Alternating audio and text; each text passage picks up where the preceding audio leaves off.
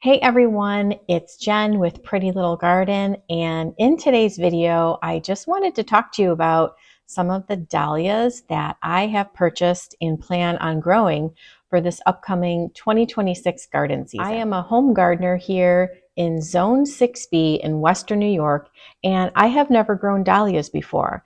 I am a beginner, so I am taking this time during the winter months to learn all I can about dahlias, about how to grow them, how to stake them, how to keep them alive, how to dig them up in the fall, and how to store them if I so desire. So I thought I would share with you some of the varieties that I was excited about and that I purchased online from the DutchGrown website. And I was just I got the bug. Sometimes I get the shopping bug, if anybody else can relate. And it usually happens like early in the morning when I wake up and I'm just looking at my phone, or if I wake up in the middle of the night and I happen to look at my phone and something kind of like, you know, is right there in front of my face. Like it was the other night, it was the DutchGrown Dahlia tubers. And I didn't even really look at the size of anything. I just looked at the picture of the bloom. If I loved the picture of the bloom, I added it to the cart. So I actually purchased quite a few big dahlias. So I have to figure out, where they are all going to go in my garden, but they will all find a spot.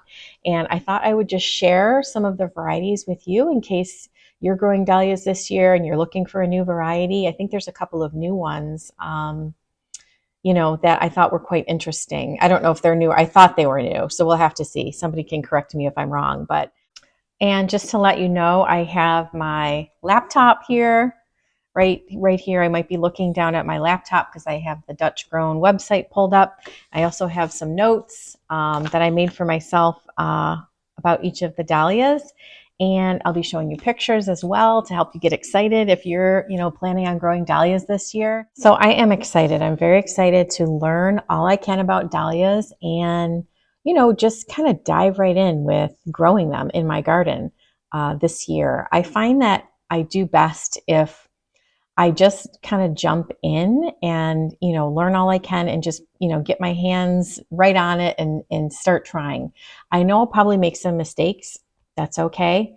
I'm okay with that. Feel free to comment below with any dahlia tips for me or suggestions or advice.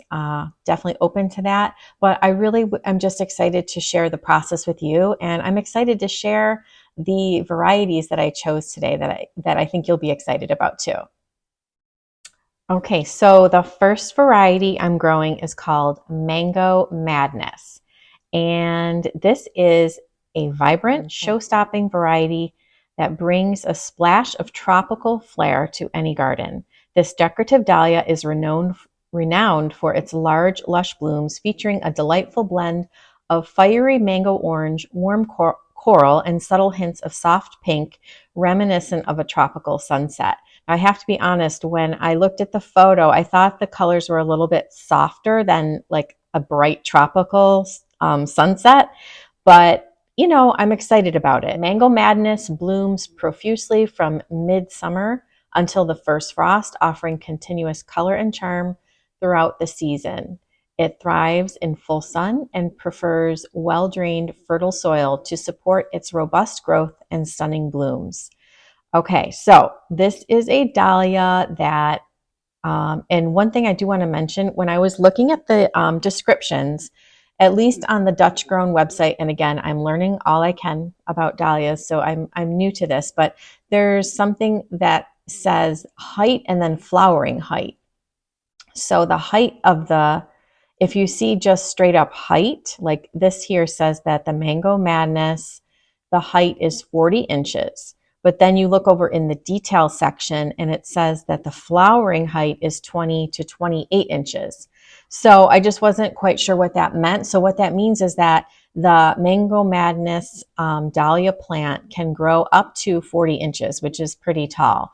But the flowers, the height they will reach is 20 to 28 inches. So you may have the greenery, the foliage that grows up to 40 inches, but the bloom may only reach 20 to 28 inches. So that's kind of like mid plant level. So it's just good to know that, when you're planning your garden, and, it comes in handy when you are deciding where you'd like to place that dahlia in your garden. So it says the Mango Madness prefer full sun and or partial shade.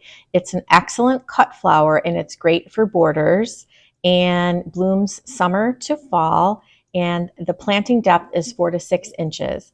Most of the dahlias from today are all 4 to 6 inches, except for I think 2 of them just said 4. It didn't say 4 to 6 inches. So not sure how relevant that information is, but I'm just letting you know. Spacing for all of these dahlias also is anywhere between 12 and 18 inches, but I think it says 12 to 18 inches in the description, but then you go over to another section and it says 18 inches. So as long as you have about that size bubble around your dahlia, that is considered good spacing. And this is considered, the Mango Madness is considered a decorative dahlia.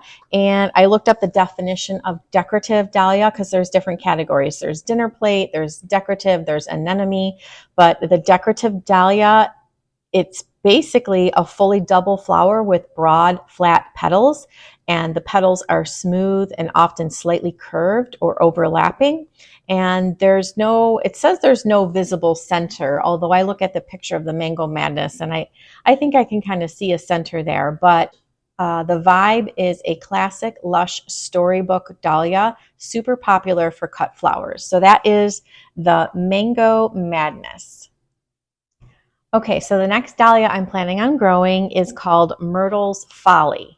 And I'll show you some pictures of the Myrtle's Folly. This is a stunning semi-cactus type dahlia that captivates with its large 6 to 8 inch blooms, featuring uniquely pointed, slightly fringed petals in a rich blend of peach, coral, and rose tones. Each flower opens fully to reveal a complex layered structure that adds depth and elegance to any garden setting. So this particular dahlia, it looks like the flowering height and the regular height of the dahlia is the same at 36 to 48 inches. This is a planting depth of 4 to 6 inches, and it blooms summer to fall. It says it's perfect for gardeners seeking something bold and different. This dahlia also works beautifully in bouquets, bringing a touch of elegance. So again, the first couple that I picked were quite vibrant, I think. So I'm hoping that I like them. I'm sure I will. I think, any dahlia is going to be beautiful in my garden. So I thought that sounded amazing. And it kind of reminded me of the ballerina zinnia in a way, because some of the ballerina zinnias have like the cactus style blooms. I think it's a little bit more vibrant than the ballerina colors, but it just kind of reminded me of some of the flowers that I cut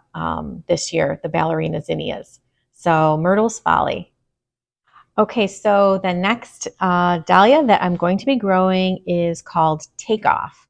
And this is an anemone type of dahlia, or an anemone flowering type of dahlia. So I had to look that up. So what does it mean? So an anemone dahlia is a distinct raised fluffy center made of tubular disc florets. It's surrounded by one or more rings of flatter outer petals, and it looks a bit like a pincushion or a pom-pom center. They're usually smaller blooms, like 2 to 4 inches for the anemone flowering type dahlias. They're playful, modern, and a little wild. They're excellent for pollinators and mixed borders. So that is what they are referring to as an anemone type flowering type dahlia. So let's talk about the Takeoff. So the Takeoff dahlia is an anemone flowering type dahlia with beautiful big blooms of bright lavender and creamy yellow petals. This bright beauty is ideal for sunny borders and herbaceous gardens. It's also great for container planting, so you can flaunt it anywhere you like. Okay, so the height of this flower, the total height is 40 inches, but the flowering height, it says up to 36 inches. So a little bit of a difference there. The spacing is 18 inches and the depth to plant is 4 to 6 inches. It prefers full sun, and it's great, it says, for patio, cut flower, or cottage gardens. So that is the anemone Takeoff.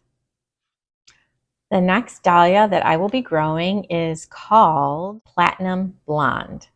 And this one was really beautiful. And when I saw the picture of it, I thought it looked just like an echinacea.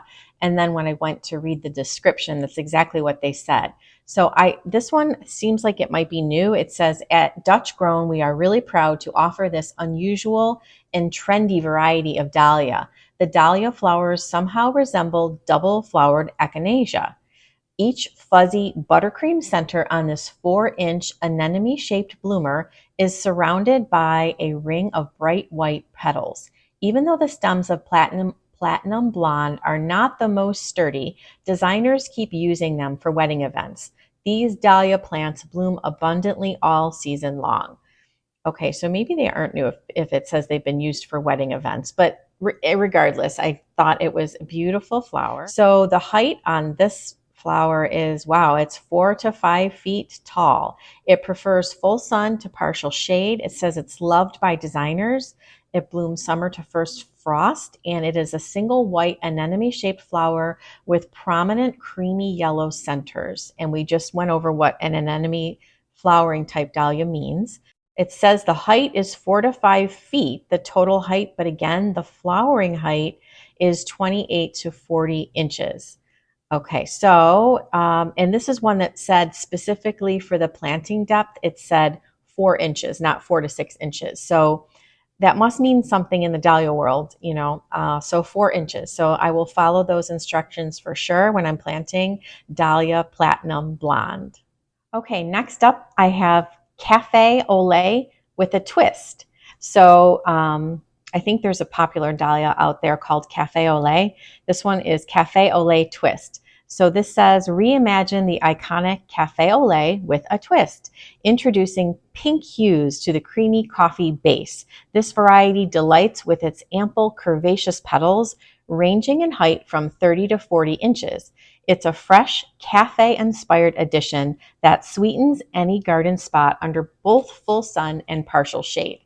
It's kind of nice to know that some of these can tolerate partial shade. Hopefully that's true. So it says the total height, it stands between 2.5 to 3.5 feet. And it says the flowering height is 30 to 40 inches.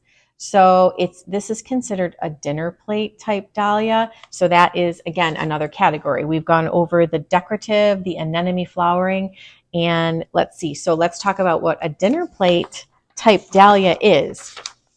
It's fun to learn all this stuff, isn't it? So a dinner plate dahlia, and I kind of knew this, these are the huge blooms, often 8 to 12 inches or more, fully double, and it's similar to a decorative dahlia, but just bigger.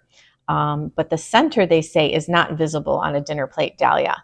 So that's one important thing. The dinner plate is a size category, not so much a form, but it's more of a size category. Most dinner plate dahlias are technically decorative, and the vibe that they give off is dramatic and show-stopping, and it's gorgeous, but they have heavier blooms. So I already know that, I have to stake all my dahlias. So I think I just have to consider the size of the stake as compared to the size of the bloom and the plant, etc. So that is what a dinner plate dahlia is. And the Cafe au lait with a twist, let's see, this is one that you plant 4 to 6 inches deep. And yeah, that's Cafe au lait with a twist. That should be beautiful. Okay, we only have 4 more dahlias. The next one is Dahlia Hapet Blue Eyes. It's H-A-P-E-T. Hapet, I think it's Hapet. Let's see. This one parades large bicolor blooms, merging ethereal white with lavender tips.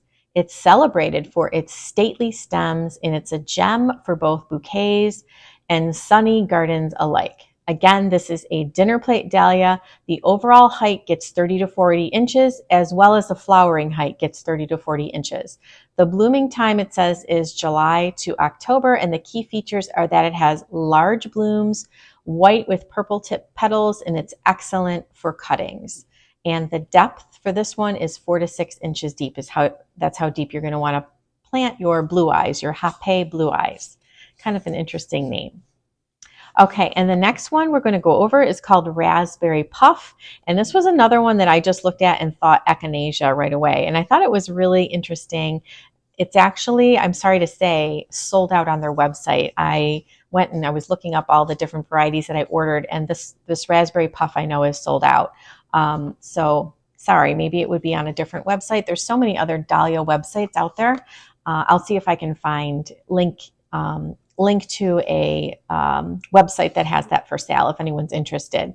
But the Raspberry Puff is an anemone flowering type of dahlia, and its blooms are raspberry pink with deeper, moody centers, creating an enchanting contrast that feels both soft and intriguingly bold. The flowers average around 4 to 6 inches across and have a unique open center with a tight puff structure, giving them an eye-catching texture and shape. The variety grows to a compact height of 90 centimeters, making it perfect for borders, containers, and especially cut flower production. Raspberry Puff offers dependable repeat flowering from midsummer until early autumn, and its petals layer gently inward toward the rich toned center, making every bloom feel like a painterly piece. So let's see. So this one, the flowering height is 28 to 40 inches. The depth is 4 to 6 inches. This is considered a decorative dahlia, and it thrives in full sun. Okay, the next dahlia I selected was called the Dahlia Labyrinth.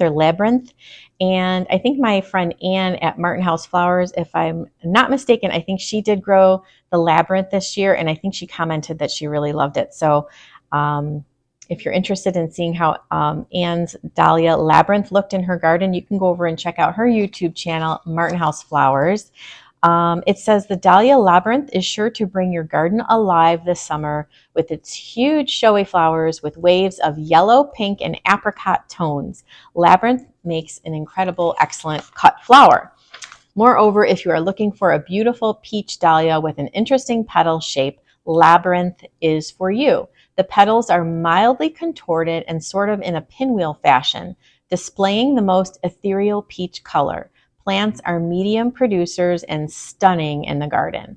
Okay, so it looks like the total height of the Labyrinth, it gets to be 36 to 48 inches. And the flowering height is just a little bit shorter, 36 to 38 inches. And this is one that can tolerate full sun and or partial shade. So that's good to know. It says it's perfect for sunny borders. It's considered a dinner plate dahlia. And the Labyrinth has a planting depth of just 4 inches, not 4 to 6, just 4.